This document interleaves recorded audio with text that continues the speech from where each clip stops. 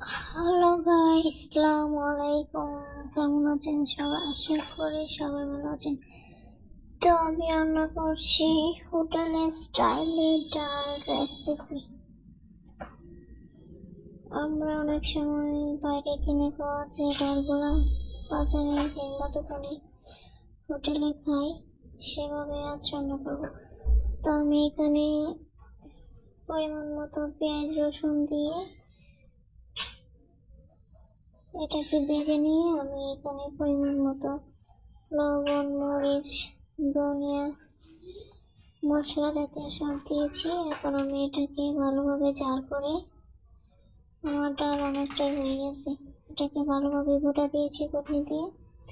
দেখতে পাচ্ছেন পাতলা ডাল, হোটেলে যে আমরা খাই পাতলা ডাল, এই হচ্ছে পাতলা ডাল। তো আমি এটাকে ভালোভাবে জাল করে নিব। ততক্ষণ আপনারা আমার সাথে থাকুন।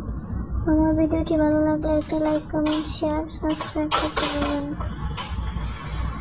তো আমার রান্না আপনারা কেমন লাগে অবশ্যই কমেন্ট করে জানাবেন। আমি এটা প্রায় ড্রিম করে রেখে দিব। এখন আমি এখানে দিয়ে দিয়েছি একটা তেজপাতা, লং, এলাচি, মরিচও কিন্তু আমি দিয়ে দিয়েছি, কাঁচা মরিচ। আমরা তেমন জাল খেতে পছন্দ করি না, তাই কাঁচা মরিচ দিয়েছি অল্প পরিমাণে, গুঁড়া মরিচ আমি এখানে দিইনি। তো আমি এটাকে ভালোভাবে ঘুটে নিয়েছি। এখন এটাকে চুলার আঁচ কমিয়ে মিডিয়ামে রেখে দিব প্রায় 10 থেকে 15 মিনিট। ডাল যত জাল করা যায় ততই ভালো লাগে। পাতলা ডাল যত জাল করা যায়, জাল দিতে দিতে, তাহলে আরো বেশি ভালো লাগে।